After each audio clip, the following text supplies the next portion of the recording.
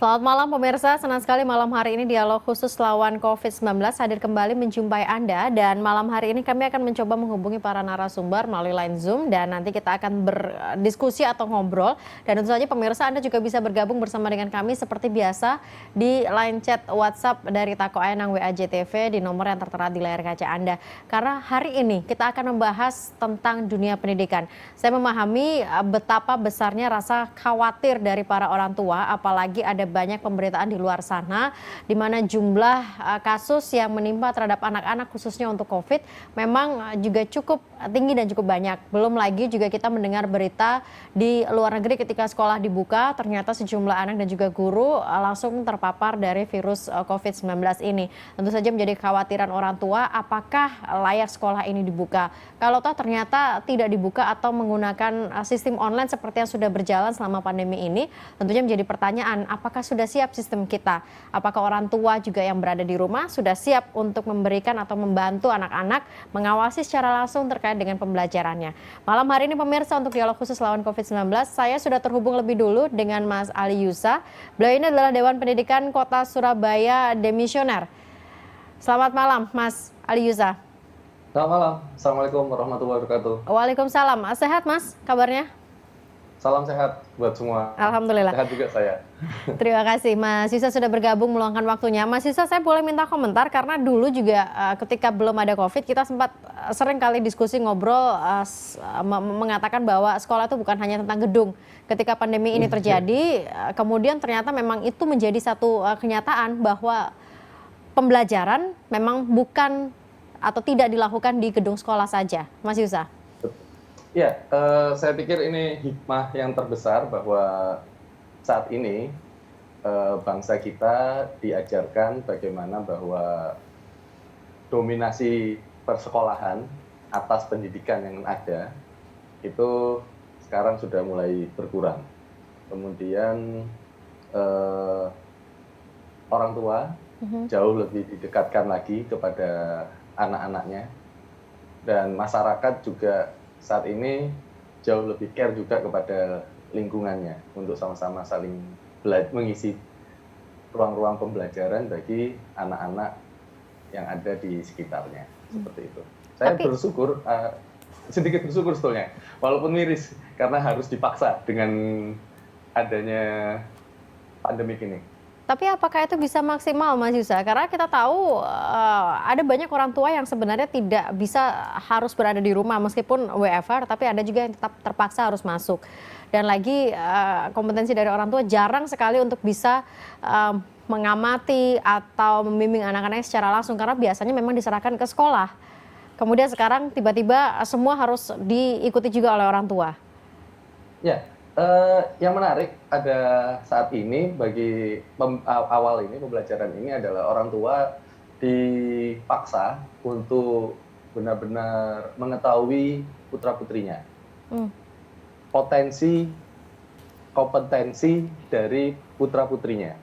Karena selama ini kita tahu banyak sekali anak-anak yang menanggung beban historical legacy atas sekolah, atas orang tuanya mungkin, atau mimpinya orang tua, kan seperti itu. Nah, ketika dominasi persekolahan ini sedikit hilang, ini mengakibatkan orang tua jauh lebih memperhatikan si anak. Anaknya ini ngapain sih kalau habis ngerjakan tugas dari sekolah dengan menggunakan media sosial ya tentunya. Ini ngapain, akan lebih terawasi. Kemudian seandainya si anak ini berada di bawah asuhan tidak hanya sedang orang tua, tapi walinya ini bisa kakek, bisa nenek, bisa kakaknya, dan lain sebagainya. Ini juga akan menggali potensi-potensi si anak. Karena selama ini potensi anak cenderung tertutup oleh kemampuan-kemampuan kognitif yang jadi beban. Yang jadi beban si anak. Seringkali kita memberi beban dan menilai anak dari kemampuan kognitifnya, bukan dari minat dan bakatnya. Harapan saya setelah ini pandemik ini berlangsung, orang tua paham tentang potensi anak, tujuan anak itu mau kemana, arahnya ya orang tua tinggal mengikuti.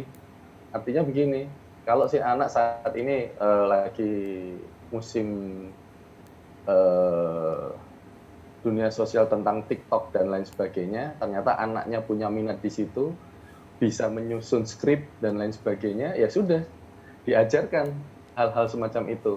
Matematikanya bagaimana? Di skripnya kan ada jatah waktu, ada batas waktu untuk mau bermain TikTok itu dan lain sebagainya. Aplikasi semacam itu. Nah, dia harus mengatur waktu. Nah, itu dia belajar matematika di situ. Nah, tapi potensi selama si ini anak, apakah itu bisa tercapai, Mas Yusa? Mungkin dari pengamatan Mas Yusa sebagai pengamat pendidikan sekaligus Dewan Pendidikan Kota Surabaya, apakah itu sudah tercapai ya?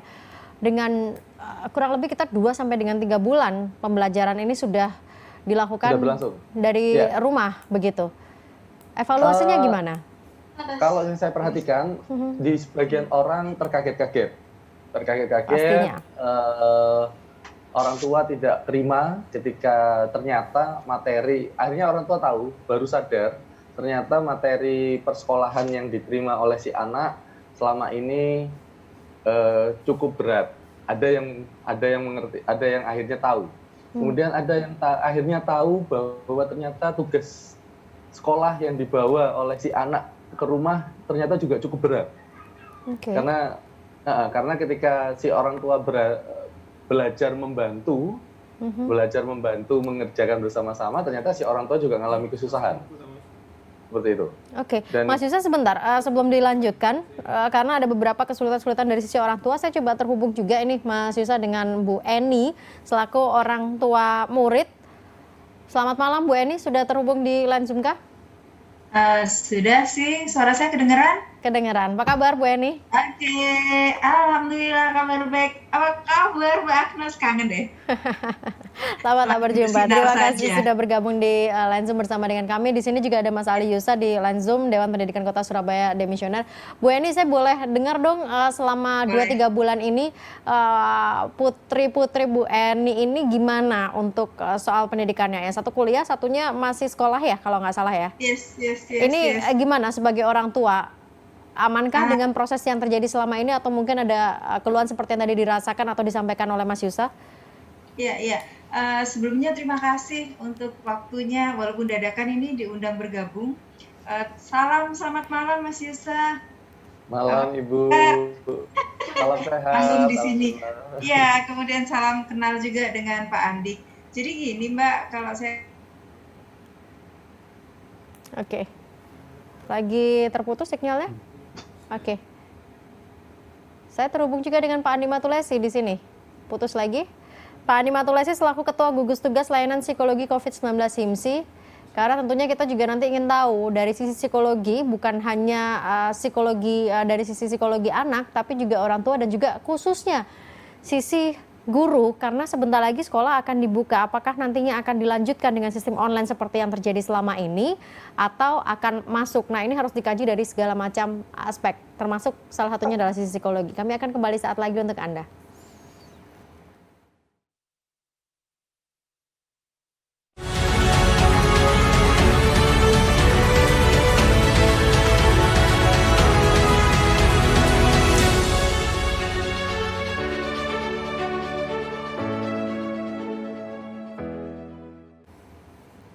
Ya, pemirsa, mungkin dialog khusus lawan COVID-19 malam hari ini sedikit terasa berbeda. Saya tidak menggunakan masker karena memang saat ini saya sendirian di studio JTV, tetapi saya terhubung dengan 3 narasumber secara langsung di line Zoom.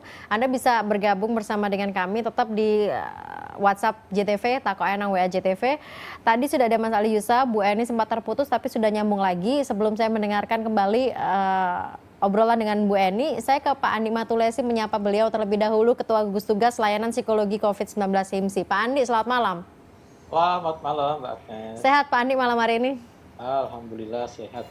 Terima kasih sudah bergabung bersama dengan kami. Ya. Oke, saya ke Bu Eni dulu sebentar. Bu Eni melanjutkan yang tadi yang sempat terputus secara singkat, gimana nih untuk orang tua?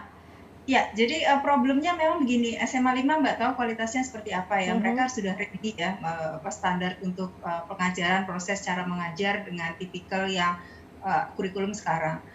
Kalau dari sisi anak kelas, kebetulan anak saya yang kedua ini kelas 2 SMA, so far sih nggak ada masalah ya, dia tetap bangun pagi, tetap pengajaran nggak bisa bangkong gitu lah Mbak ya, dan tugas-tugas tetap terstruktur. Emang sih kadang-kadang lucu-lucu aja, seru-seru aja mereka saling koordinasi antar Tapi katanya mereka. tidak ada pembelajaran, memang lebih banyak tugas yang di-share Ya, selama pandemi ini ya? betul. Tugas yang memang cukup banyak, tapi karena Pengalaman guru. SMA 5 sistem SKS itu udah dijalanin dari 2 tahun lalu dan mereka udah terbiasa, nggak terlalu panik gitu. Tapi ini tadi hari ini kan mulai pertama ngajar UAS Mbak, itu juga kacau nih karena jaringan. Jadi yang udah disusun hari ini 2 mata pelajaran nggak jadi gitu. Nah menariknya adalah begini, kalau saya sih memang tipikal orang tua yang ya benar-benar bikin mereka ya, semua orang tua pasti seperti itu, tapi tipikal saya ini saya juga cukup aktif di komite dan paguyuban dan segala macam dan cukup mengerti lah bagaimana mekanismenya. Nah kebayang aja dengan tipikal seperti itu bagaimana dengan sekolah lain yang tidak siap gitu. Kalau SMA 5 memang anak-anaknya udah boleh dibilang udah cukup tough ya Mbak ya untuk dengan metode UKBM ya lembar-lembar itu gitu. Nah, mereka sudah punya formatnya. Kalau enggak keteteran. Nah, ini sedikit cerita dengan apa yang terjadi di kakaknya yang sekarang sedang kuliah di Malaysia.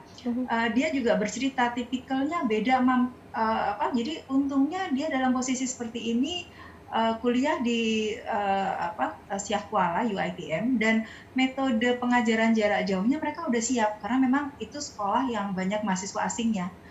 Dia cerita bagaimana kebetulan di Fakultas Hukum UNER yang tipikalnya beda gitu. Jadi memang sih kembali lagi ya bagaimana anak siap dan bagaimana orang tua bisa mendampingi dengan tepat. Nah, alhamdulillah anak saya SMA ya yang di sini. Jadi nggak begitu ribet juga ya.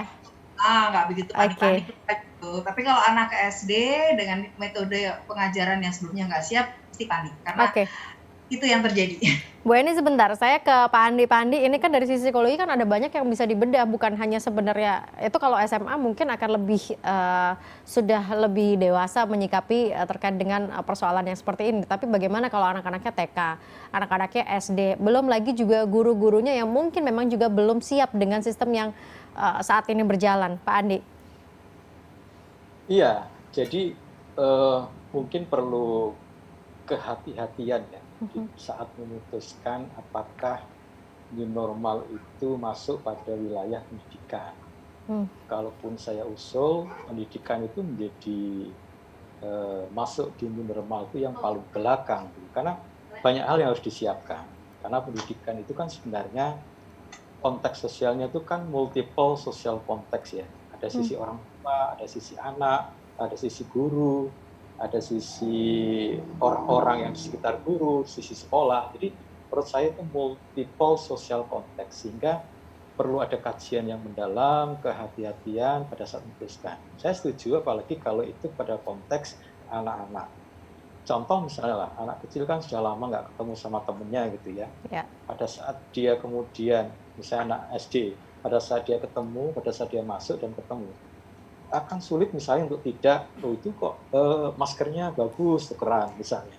Bisa juga saling berangkulan, tidak ada lagi social distance. Jadi proses pembiasaan dan sebagainya harus dilakukan sejak awal, sehingga kemudian protokol kesehatan yang disiapkan di pendidikan, di lembaga pendidikan itu bisa dilakukan dengan benar. Kalau itu belum ada, kalau seluruh konteks sosialnya belum siap, sebaiknya hal itu tidak dilakukan.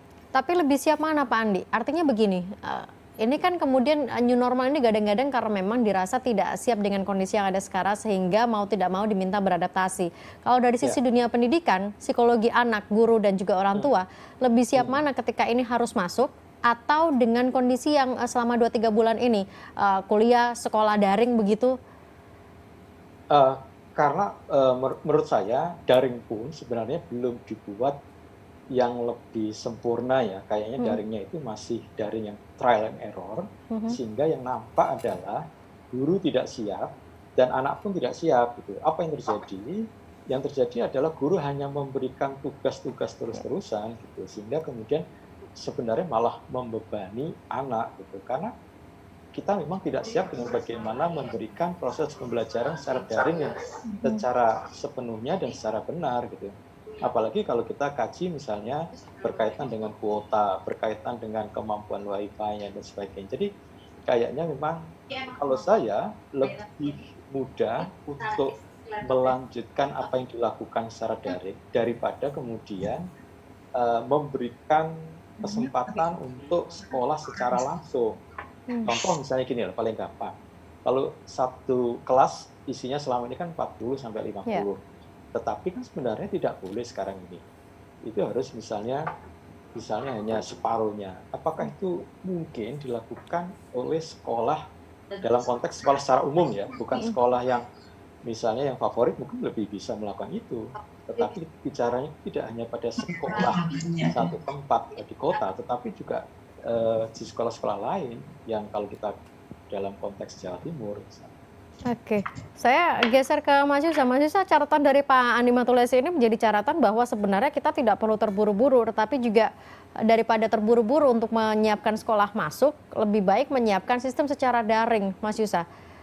Konsep bahwa sekolah bukan hanya gedung itu sepertinya belum terlalu bisa diterapkan.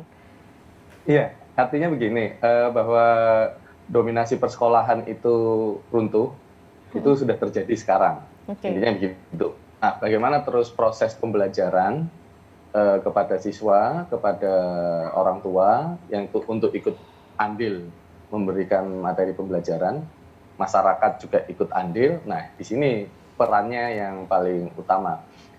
Kemudian guru, bagaimana juga memodifikasi proses belajar mengajarnya. Tidak hanya sekedar daring utuh, tapi bisa mengganti dengan ya tugas-tugas yang mungkin bisa digali, karena ini dibuka ya ruang diskusi antara orang tua dengan guru, sehingga guru juga bisa memberi tugasnya itu bisa secara pribadi-pribadi anak secara khusus. Ini kaitannya karena bukan pendidikan SMA, agak beda untuk si anak ini. Jadi si anak justru disiapkan mulai sekarang, tidak lagi menanggung beban tadi, 3 beban. Historical legacy dari sekolah, historical legacy dari orang tua, atau harapannya orang tua. Nah, si anak disiapkan untuk mencoba menggali sendiri kemampuannya, didampingi oleh orang tuanya, dan kemudian ini dikomunikasikan dengan pihak sekolah, sehingga sekolah dalam memberikan tugas-tugasnya itu juga masih tetap mempertimbangkan proses belajar mengajar. Proses belajar mengajar itu tidak hanya 100% tugas, tapi ada sekitar persen untuk materi, kemudian tugasnya berapa persen, pencapaian pembelajarannya sekian persen. Nah, ini yang harusnya si guru lebih kreatif, dituntut untuk lebih kreatif. Tapi kalau melihat kondisi yang sekarang, sebenarnya memang bahkan dari sisi kurikulum pun juga belum ada ya yang seperti itu ya, Mas Isya. Lebih kepada mungkin tugas, dan khawatirnya nanti di tahun ajaran baru juga begitu. Ketidakmampuan guru. Kalau saya bilang itu karena ketidakmampuan guru, dan selama ini guru dipaksa untuk membuat capaian-capaian pembelajarannya seperti yang dicontohkan, tidak ada kreativitas yang menggali. Nah, ini akhirnya dengan kondisi ini kan dicoba untuk peran serta orang tua diangkat dalam proses pembelajaran si anak. Sejauh apa sih sebetulnya anak ini dalam memahami katakanlah persoalan matematika, waktu. Kalau untuk kalau bicara matematika kan waktu. Tidak semua anak memahami matematika dalam waktu itu dalam bentuk numerik. Tapi ada yang ternyata sangat paham ketika waktunya ini loh, sekian, kira-kira sekian gerakan, sekian move, sekian kalau olahraga ya sekian, kira-kira sekian bolak-balik lari, sekian meter. Nah, dia bisa ngatur waktunya. Oh, nggak bisa Pak, ini pasti cuma sekian menit, sekian. Nah, dia akan mengatur sendiri. Si anak akan menemukan bagaimana dia belajar matematika dengan kemampuan dan minat dan bakatnya. Tidak hanya sekedar numerikal yang diajarkan oleh pihak sekolah. Oke, nanti kita bahas lebih lanjut, masih bersama dengan 3 narasumber yang terhubung di line Zoom pemirsa, dan nanti di segmen 3 nanti saya coba akan buka lagi di line WhatsApp, mungkin ada yang sudah masuk, saya akan bacakan mungkin beberapa curhatan dari para orang tua terkait dengan pendidikan yang ada di tengah pandemi ini. Kami kembali saat lagi untuk Anda.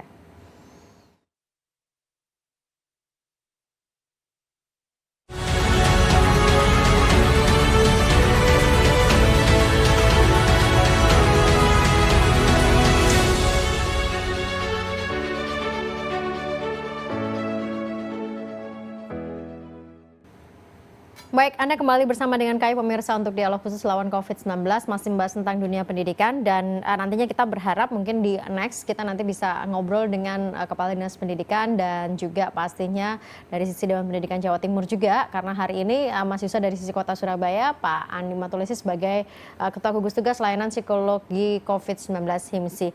Pak Andi, saya mau tahu, dari teman-teman mungkin ada WhatsApp yang sudah gabung bersama dengan kita. Oke, Pak Andi, ini kita bicara tentang lagi-lagi tentang kesiapan. Karena kita tahu daring ini kan tidak semua bisa mengaksesnya. Bahkan yang di kota aja kadang-kadang kuota atau lemotnya internet juga menjadi kendala. Apa kabar dengan mereka yang ada di pelosok? Apakah kalau seandainya masuk sekolah itu ditunda, lalu bagaimana sistem pembelajaran yang terbaik? Pak Andi. Memang kita sebenarnya tidak belajar dalam 3 bulan ini ya. Seharusnya dalam 3 bulan ini sudah ada model kurikulum pembelajaran daring yang dijadikan sebagai dasar dari para guru untuk melakukan pembelajaran tersebut. Gitu. Kita lebih, menurut saya pemerintah itu lebih confidence bahwa nanti pasti akan selesai dan pasti kemudian new normal itu bisa dilakukan di lembaga-lembaga pendidikan. Padahal kalau kita bicara realitas yang ada, agak susah untuk itu. Jadi menurut saya lebih baik misalnya kita bicara memperkuat sinyal, memperkuat pembelajaran daring agar kuat dan model bagaimana kurikulumnya, daripada kemudian seakan-akan memaksakan anak untuk masuk sekolah pada awal semester ada pada bulan Juli atau Agustus ini. Menurut saya dampaknya lebih besar ya, karena anak-anak itu misalnya ya, dia akan sudah selama ini mendapatkan informasi tentang berbagai bagaimana corona atau COVID-19 ini.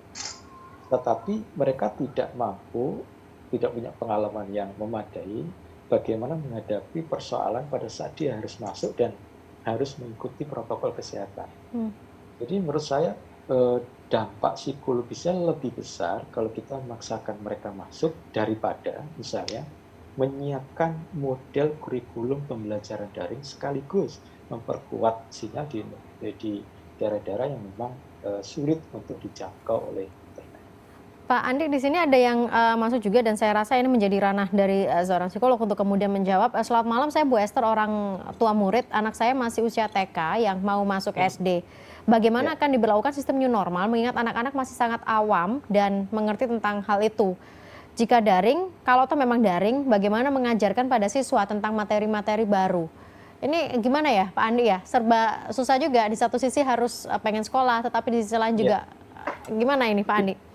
Iya, apalagi anak TK ya, kalau lihat sebenarnya anak TK itu kan tidak perlu proses pembelajaran yang belajar yang seperti anak SD gitu. Tetapi kan sebenarnya TK itu kan lebih banyak pada proses bermain gitu ya. Posisinya ini baru mau masuk SD, apa masih bisa kita kategorikan sebagai banyak proses bermain? Sampai usia 3, sampai SD kelas 3 itu waktunya bermain, Mbak. Oh, okay. Iya. Jadi mereka tidak boleh dipaksa untuk calistung dan sebagainya. Itu kalau aslinya kan dalam kurikulum kan memang seperti itu. Jadi, makanya ujian kalistung di kelas 3 ya Pak ya? Iya, ujian kalistung di kelas 3 nggak boleh misalnya. Tetapi kan gini, kadang-kadang guru itu pengen anak-anak didiknya itu cepat sehingga gurunya tidak kesulitan ya, sejak awal sudah diharuskan untuk mampu calistung gitu kan. Nah ini malah menurut saya model kita dalam misalnya 1 tahun ini kita belajar bahwa bagaimana melakukan proses pendidikan yang benar gitu ya. Artinya menurut saya daring itu menjadi sesuatu keharusan, tidak hanya pada level perguruan tinggi atau SMA, tetapi juga anak-anak juga dibiasakan itu. Karena gini, kalau saya sih lebih melihat pada dampak psikologisnya ya.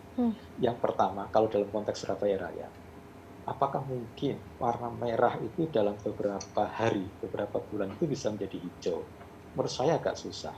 Saya barusan tadi ke Surabaya dan semua orang itu kayaknya berani gitu ya, wani tetapi wani yang nggak pas gitu ya. Artinya gini, kita harus realistis mengatakan bahwa dampak psikologis maupun medisnya lebih besar kalau kita membiarkan proses pendidikan secara langsung tatap muka itu dilakukan.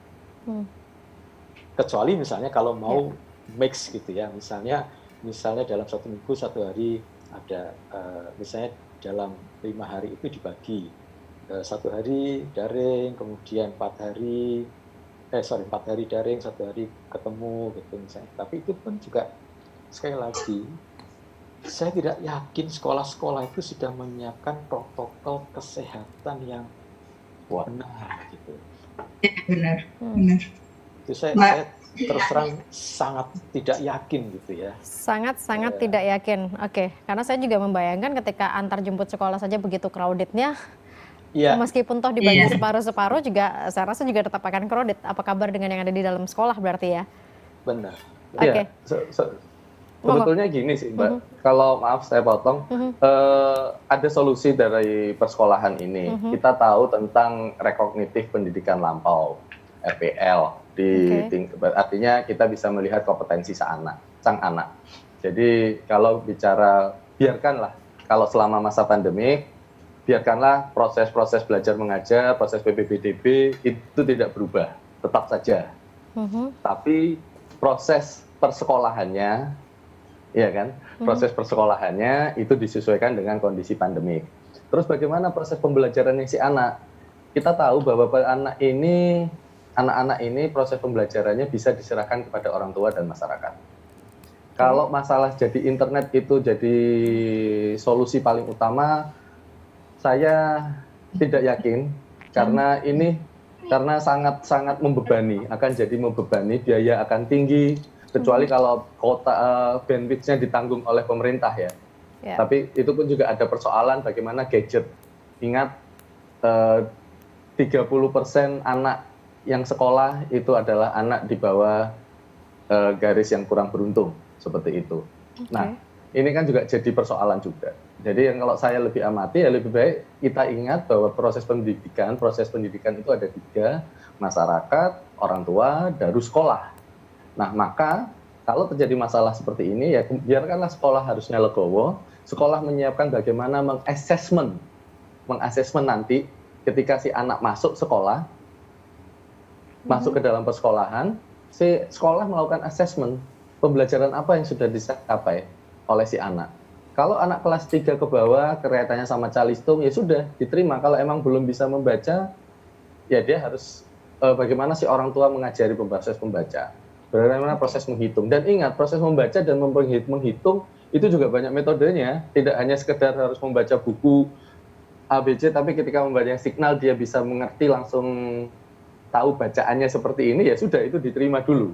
Kemudian bagaimana dia menghitung, ya tidak harus numerical, tapi dia menghitung waktu, pakai uang, mata uang itu kan menghitung yang paling mudah untuk si anak. Karena kita tahu anak-anak ini sejak kecil sudah tahu hitung-hitungan uang. Nah, itu yang dipakai dulu. Nah, ini yang harus kita, nanti si guru yang harus memang lebih kuat untuk dan bisa berfungsi sebagai assessment. Baik, jadi tidak memaksakan begitu ya? Iya, akhirnya. Oke, Bu Eni. Mau nambahin dikit, setuju banget yang disampaikan oleh Mas Yuska dan Pak Andi tadi. Jadi kalaupun memang kita kan tahu ya prinsipnya buat anak nggak boleh coba-coba gitu ya, kayak tagline iklan gitu kan. Tapi kalaupun memang mau masuk, dianggap pemerintah bahwa bukan coba masuk ya, itu urutan gitu Mbak. Jadi coba SMA dulu kayak apa, dengan metode seperti yang tadi Pak Andi sampaikan. Dalam seminggu 2 kali dulu, sudah gitu kita lihat lagi bagaimana, kita review terus baru dilanjutkan, tapi batasannya sampai SD aja, nggak usah TK, PAUD itu nggak usah dulu, karena kan nggak ada yang dikejar gitu loh Mbak, karena nanti nggak kebayang juga bagaimana guru TK harus, walaupun dibatasin, tapi nggak mungkin juga kalau anak-anak itu nggak tos, nggak pelukan, kayak gitu. Nah, kemudian yang selanjutnya seperti apa? Nah, untuk anak saya sekolah negeri seperti yang tadi kemarin waktu ngobrol-ngobrol dengan Pak Mar tadi, ya sahabat Mas Yusa ya, saya sempat dapat masukan begini, bahwa bagaimana sekolah mengadjust, apakah sekolah itu bisa dipersonalize.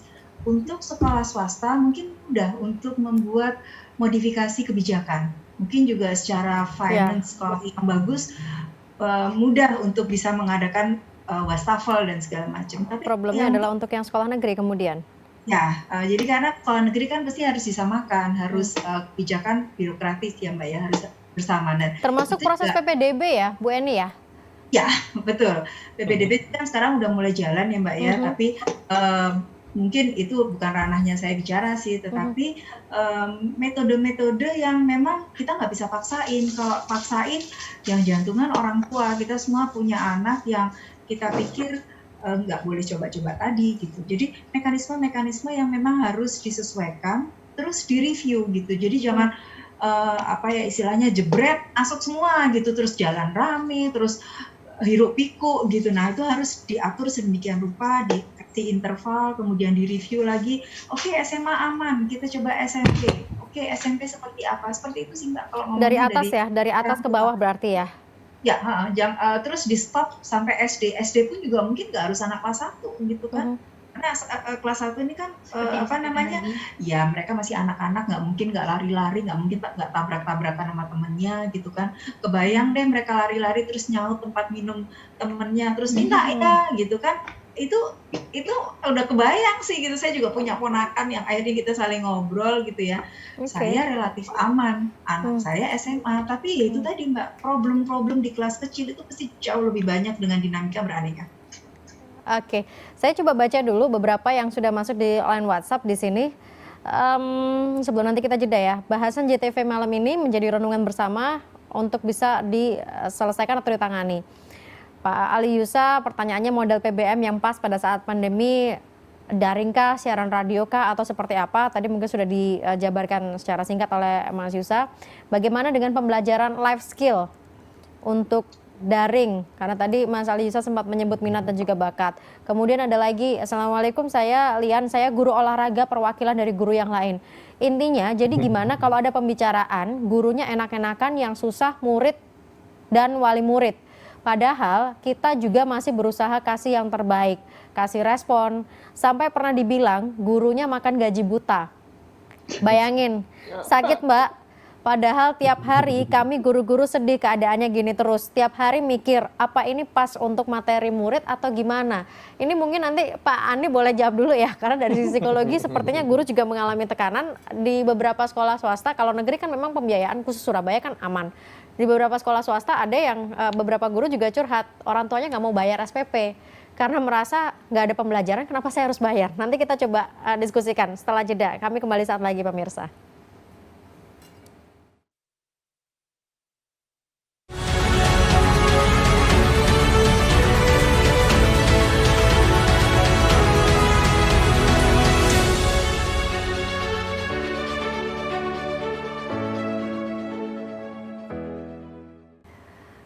Baik, terima kasih pemirsa Anda tetap bersama dengan kami di dialog khusus lawan COVID-19.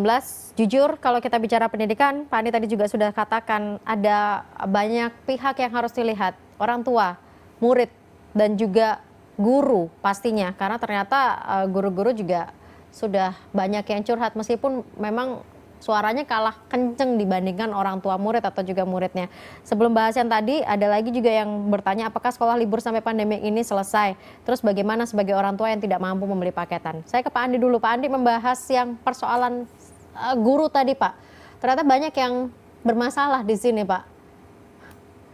Ya, seperti merasa mendapat tekanan gitu Pak di masa pandemi ini untuk guru-guru.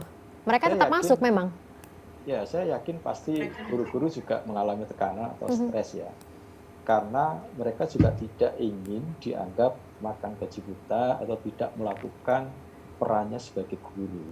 Jadi jangan dipandang bahwa guru itu hanya berpikir tentang gaji saja gitu. Tapi mereka juga punya keinginan untuk mengajar. Kalau ditanya gitu, pasti mereka lebih senang kalau bisa langsung mengajar pada peserta didik.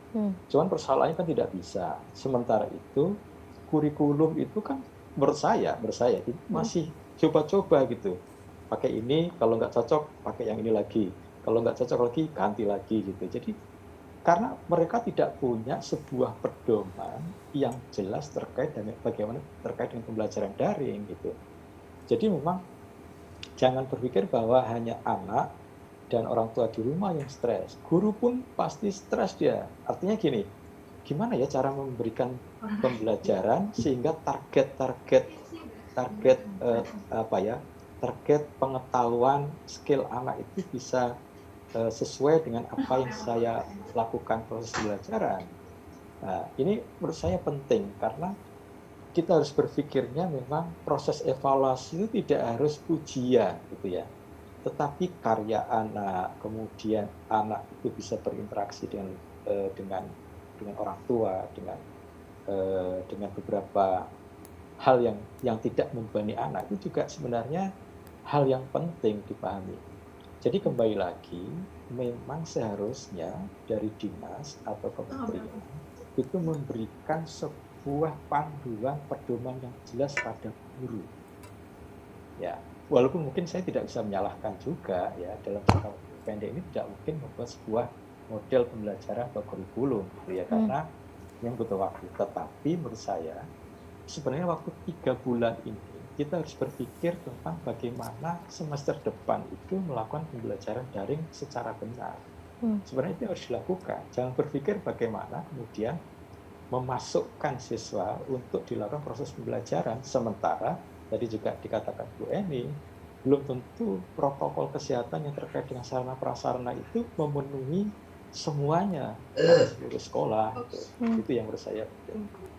Oke. Itu Mbak. Siap Pak Andi, terima kasih. Mas Yusah, monggo. Ya.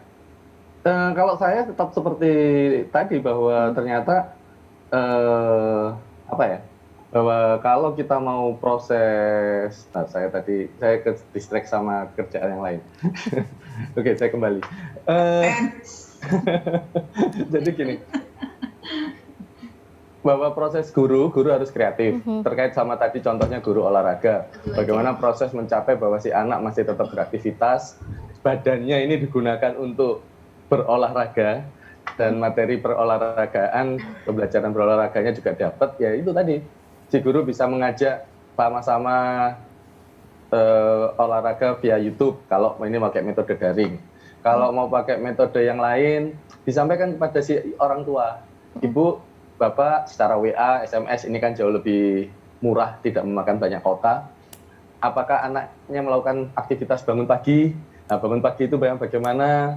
Apakah suruh lari-lari dulu Bu, olahraga jam 10 biar kena sinar matahari jam 8 dan 9. Ini kan bagian dari mereka mencapai untuk melakukan assessment. Artinya si guru berubah menjadi asesor. Oke. Ini jadi kalau tidak ingin dianggap sebagai, ya itu tadi dibilang gabut, gaji buta, ya si guru berfungsi sebagai asesor. Dia melakukan penggalian kepada para orang tua. Makanya itu kenapa di Undang-Undang Pendidikan satu kelas isinya 25 orang itu maksudnya seperti itu. Nah, supaya kalau bisa sekarang lebih dekat kalau sekarang lebih sampai 50 ini kan touching-nya nggak bisa. Artinya berarti sekarang ini memang effortnya guru menjadi jauh lebih ekstra ya dibanding yang sebelumnya. Kalau saya ngelihatnya bukan effortnya guru, tapi kreativitas guru yang dituntut. Oke, kreativitas guru. Sorry, Mas Yusah, saya potong sebentar. Selain kreativitas, karena ini ada yang masuk juga. Bagaimana untuk anak SMK yang nggak bisa praktek terhadap jurusannya? Misalnya anak teknik sepeda motor yang nggak bisa praktek otodidaknya. Kalaupun nggak tatap muka, bagaimana solusi untuk anak SMK? Ini kreativitas yang seperti apa supaya bisa menyelesaikan persoalan di tengah pandemi untuk SMK? Iya, kalau untuk SMK ini balik lagi ya, sebetulnya ada beberapa bidang yang bisa dilakukan, ada yang bidang yang memang agak susah bersentuhan.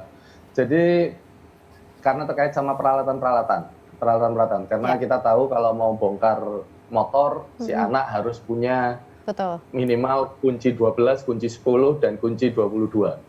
Sudah kunci 17. Kalau anak SMK jurusan pengelasan, minimal dia harus punya mesin las. Nah, itu gimana problemnya, Mas? Padahal keduanya itu berdasarkan butuh kemampuan, tidak bisa kalau tidak di latihan terus-menerus. Expertnya harus latihan terus-menerus. Oke, artinya gimana dong berarti? Kalau untuk SMK, solusinya secara singkat? Kalau secara singkat langsung dimagangkan. Dimagangkan? Langsung magang gitu? Iya. Kan pada tutup juga semuanya? Tidak semua tutup. Oh oke, jadi semua tutup. Jadi langsung dicarikan berarti ya solusinya ya? dibantu untuk cari magang. Ini kan pertanyaannya harus jawab singkat, makanya saya jawabnya singkat. Jadi paling cepat dimagangkan ya. Oke, Mas Yusa sebentar, saya ke Bu Eni. Oke, Bu Eni, ini kalau misalnya Bu Eni ini kan sebagai orang tua, persoalan guru tadi ini kan dari sisi psikologi sudah menjawab, tapi saya ingin tahu gimana cara memberikan pemahaman terhadap orang tua bahwa guru itu nggak magabut sebenarnya. Ya mungkin Bu Eni lebih terbuka begitu, tapi dengan yang lain, apakah Bu Eni juga termasuk orang tua yang mengeluh bahwa tetap harus membayar SPP? Kalau saya sih karena itu tadi. SMA negeri kan nggak bayar SPP. Oh iya, negeri ya. Saya lupa. Enggak sih. Saya lupa kalau anaknya Bu Eni di negeri. Negeri kan ya. Jadi kita bicara soal SPP gitu kan ya. Kebetulan sih memang mekanisme mungkin bisa jadi banyak sekolah juga melakukan hal serupa ya. Tapi intens di grup. Memang saya create waktu awal masuk SMA 5 itu ada grup orang tua yang isinya wali kelas, kemudian orang tua, dan di sana itu kita guyup banget gitu Mbak. Jadi saya tahu wali murid punya grup buat siswa, tapi memang saya bikin wali murid punya grup WhatsApp dengan kami orang tua, dan di situ tuh kita tahu programnya apa. Misalnya ada anak yang mungkin bangkong gitu ya, mereka belum masuk di jam itu gitu ya, itu guru tuh nggak manggil kita gitu. Jadi komunikasi tuh enak banget gitu. Komunikasi itu kayak sekolah biasa gitu. Nah, sekali lagi, saya nggak tahu di sekolah yang lain, tapi memang problem itu pasti ada, Mbak. Nggak usah jauh-jauh deh ngomong problemnya orang nih. Saya aja nih, kita Zooman kayak gini aja, saya bolak-balik ganti internet ke handphone, sekarang pindah ke handphone. Itu aja problemnya di situ, gitu. Jadi kayak tadi nih katanya anak saya, si Tiara, dia bilang, Mam, UAS ini kita tuh, kita nggak bingung sama materinya, kita nggak bingung sama materi UAS, tapi deg-degannya sama jaringan, gitu. Karena tetap harus di jam waktu yang disepakati. Latihan-latihan biasa juga dikumpulnya pakai jam, Mbak. Nah, kalau soal ngerjain tugas, ya seperti saya di awal bilang, anak saya nggak masalah. Karena udah biasa dengan sistem SKS dan harus submit, dan guru udah tahu takaran, ini seberapa banyak tugas yang harus disetor anak. Cuma itu tadi sekolah lain dengan yang belum melakukan metode SKS, pasti kelimpungan. Khususnya juga bagaimana kita jaga nih hatinya guru gitu ya. Saya tahu semua guru-guru juga pengen ketemu sama siswanya, sebagaimana siswa ini udah mulai kangen sama suasananya gitu, sama ya segala macam yang terbiasa dengan berkumpul guyup lah gitu kan, sekarang nggak mungkin gitu. Nah jadi pada saat misalnya pun diminta masuk sekolah, menurut saya adalah itu tadi Mbak, berjenjang dari SMA. Itu tadi, kita soalnya mau closing udah jam 9 ya Mbak ya, selesai. Masih ada satu segmen lagi, tapi sebelum jeda, saya mencoba mengambil kesimpulan karena nanti di segmen terakhir pastinya ada konklusi dari masing-masing. Artinya Mas Yusa, Pak Andi, Bu Eni, ini sepakat untuk kemudian tidak buru-buru masuk sekolah sesuai dengan kalender akademik yang baru, berarti ya? Betul. Bu Eni begitu, Pak Andi? Ya, sama? Ya. Mas Yusa? Jadwal persekolahan tetap saja seperti kalender. Tapi prosesnya yang kemudian diubah berarti ya? Prosesnya yang dirubah. Jangan menggunakan proses yang lumrah juga atau proses yang normal. Oke, baik. Prosesnya ya harus sesuai sama kondisi anak. Tidak mungkin anak di Kangean harus masuk sekolah di Sumeneb jauh. Dia cukup di sana kok. Dia bisa bersekolah di sana, dia tetap bisa belajar. Oke. Proses belajarnya malah berubah. Kalau sebelumnya tidak belajar tentang lingkungannya, maka anak-anak pantai, anak-anak yang di sekitar pantai sekarang bisa lari ke pantai. Gitu. Anak-anak yang di hutan bisa lari ke hutan. Kita jeda dulu sebentar Mas Yusa, nanti kita masuk ke kesimpulan masing-masing, Mbak Andi, Mas Yusa dan juga Bu Eni. Kami kembali saat lagi pemirsa untuk Anda.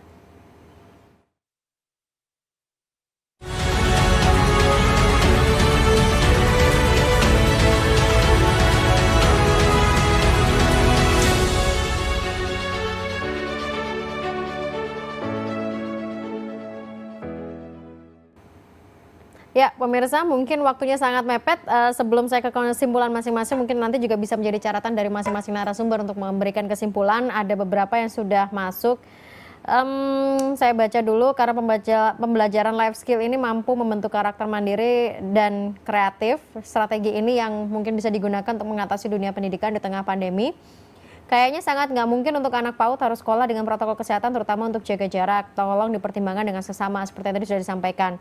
Kemudian untuk SMK tadi sudah, saya mewakili pengelola PAUD swasta. Bagaimana menghadapi keresahan wali murid perihal status anak didik karena ketidakpastian KBM secara langsung. Karena di daerah pedesaan pembelajaran daring masih menjadi hal yang sulit untuk dilakukan.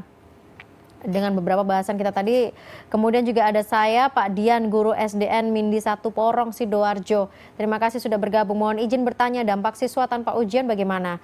Alhamdulillah cita-cita Pak Mendikbud sukses pembelajaran by online. Oke, saya mungkin masuk ke kesimpulan masing-masing. Saya ke Bu Eni dulu sebentar dari sisi orang tua. Gimana Bu Eni dengan kondisi yang sekarang, selain itu yang berjenjang SMA lebih dulu, kesiapan orang tua khususnya menerima keberadaan ini gimana? Karena harus kolaborasi antara orang tua dengan guru. Bu Eni. Ya, buat saya sih anggap masa ini sebagai masa orang tua belajar, Mbak. Karena kita tahu nggak ada sekolah buat orang tua gitu. Jadi kalau kita hanya berkeluh kesah, kemudian panik, cemas, itu pasti dampaknya akan kena ke anak-anak kita. Kita pasti nggak pengen seperti itu ya. Jadi bagaimana mensikapi ini, dan saya yakin pemangku kebijakan itu sudah tahu lah harus ngapain gitu kan ya. Jadi marilah kita membuat suasana rumah itu adem, nyaman, begitu orang tua mencoba menjadi partner sahabat anak-anak. Kita coba belajar ya, kita nggak perlu ngajarin fisika karena kita juga nggak bisa ngajarin fisika gitu ya. Tapi menjadi partner yang menyenangkan. Dan di mana pada saatnya kebijakan itu nanti publish dan kita harus mengikuti, ya kita coba, pasti itu kebijakan yang udah dipertimbangkan dengan matang gitu ya. Dari situlah kita bisa coba sih, kita bisa apa sih sebagai orang tua untuk support semua ini. Jangan sampai nambah-nambahin, bikin resah, bikin anak jadi nggak mau sekolah, kemudian yang biasa bangun siang jadi terbebani karena harus bangun pagi. Penyerta-penyerta itu kita upayakan, kita siapkan sebagai orang tua, partner anak, ini kita harus melakukan itu aja sih Mbak pesan saya. Mari sama kita bersiaplah untuk itu, tapi dengan catatan nggak buru-buru. Itu tadi saya pikir semua sudah sepakat. Baik, terima kasih Bu Eni. Saya ke Mas Yusa dulu secara singkat, baru terakhir nanti ditutup oleh Pak Andi. Mas Yusa, monggo. Iya, proses pembelajaran ini harusnya disyukuri bahwa proses PPDB tetap dilalui, tapi proses persekolahannya, proses pembelajarannya disyukuri. Kenapa? Karena selama ini persekolahan yang sudah menghegemoni proses pembelajaran di rumah dan di masyarakat, pendidikan di masyarakat dan pendidikan rumah, ini akhirnya tumbang dengan sendirinya, mencari bentuk yang baru, dan mencari bentuknya barunya sebagai apa? Saya berpikir sekolah fungsinya adalah sebagai asesmen, yang mengasesmen dan guru-guru berfungsi sebagai asesor yang melihat perkembangan si anak selama mengalami proses pendidikan di rumah dan di masyarakat. Itu fungsinya. Singkat, Mas Yusa, terkait dengan siswa tanpa ujian, singkat saja. Siswa tanpa ujian, bagus. Oke. Singkat padat jelas. Terima kasih Mas Yusa. Saya ke Pak Andi Matulesi. Monggo Pak Andi. Hal yang kritis di dalam proses belajar mengajar itu adalah bagaimana komunikasi dan hubungan interpersonal antara orang tua, anak, orang tua guru, dan guru siswa didik. Itu yang menurut saya penting dibangun. Artinya walaupun misalnya pakai daring, tetapi komunikasi itu tetap jadi bagian penting sehingga anak itu merasa bahwa proses pendidikan masih berjalan. Apakah itu lewat message, apakah itu lewat media sosial apapun, tetapi tetap harus ada komunikasi dan interpersonal relationship antara guru dan anak dan dengan orang tua. Yang kedua, yang perlu dipertimbangkan sangat dalam itu adalah terkait dengan kondisi psikologis anak. Apakah mereka siap dengan kondisi yang baru ini? Baru itu bisa dalam konteks pembelajaran daring dan baru dalam konteks new normal, dalam konteks harus belajar langsung di sekolah. Kalau menurut saya, kalau kita berhitung semuanya, sebenarnya pembelajaran daring itu memberikan dampak yang lebih positif karena orang tua tidak ketakutan, guru juga tidak ketakutan tertular oleh anak juga tidak ketakutan oleh anak lain dan gurunya gitu. Jadi menurut saya penting dipahami itu, kalau misalnya masalah sarana prasarana terkait dengan internet dan sebagainya, itu lebih mudah dilakukan daripada kemudian membangun emotional well-being dari semuanya, apakah itu orang tua, anak maupun guru. Baik, Terima kasih banyak Pak Andi sudah bergabung dan memberikan sudut pandang dari sisi psikologi, kemudian juga Mas Yusa sebagai Dewan Pendidikan Kota Surabaya Demisioner, Bu Eni dari sisi orang tua murid, terima kasih banyak sudah bergabung bersama dengan kami. Mudah-mudahan next nanti kita bisa kumpulkan ini dan kemudian kita ngobrol dengan Dinas Pendidikan pastinya untuk bisa mendapatkan kebijakan yang terbaik seperti apa dari sisi pemerintah. Terima kasih untuk semua narasumber, sehat selalu pastinya. Kita ketemu lagi di lain kesempatan. Untuk pemirsa juga terima kasih telah bergabung bersama dengan kami. Sehat selalu, mudah-mudahan pendidikan ini menjadi suatu hal yang penting, tetapi juga jangan sampai dilewatkan juga terkait dengan kesehatan mereka-mereka yang berkecimpung dalam dunia pendidikan. Anak, orang tua, dan juga guru. Harus dipikirkan dengan betul bagaimana kalau seandainya ini harus berlangsung. Saya Agnes pamit, selamat malam, sampai jumpa. Terima kasih semuanya, Pak Andi, Mas Yusa, Bu Eni.